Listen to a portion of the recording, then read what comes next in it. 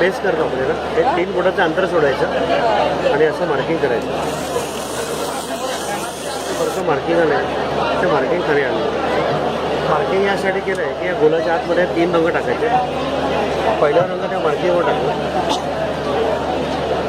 दुसरा रंग टाकताना आधीच्या रंगांमध्ये थोडंसं त्याला मिक्स करून टाकलं. तिसरा रंग हा मध्ये पूर्ण करून टाकला. हा झाला बेस. बेस केल्यानंतर मी सेंटर पॉईंट काढला. तर सेंटर आणि डिझाईनचा सेंटर आपण एकमेकांना फक्त मॅच केलं आहे. आता जाळीवरती पांढरा, पिवळा आणि पोपटी हे रंग फिक्स आहेत. डिझाईन कोणताही असलं तरी लाईट कलर असल्यामुळे हे बेसला वापरायचे नाही. सुरुवातीला हिरवा रंग मी बाहेर फिरवला.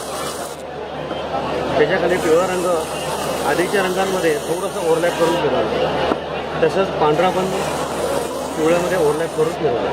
आता शेवटी पिवळा रंग पांढऱ्यात मिक्स करायचा आणि डिझाईन हळूहळू हे पूर्ण करायचं. ठीक आहे. आता जे रंग आपण खाली टाकले होते ना त्या रंगांवरती सगळं डिझाईन हे तयार.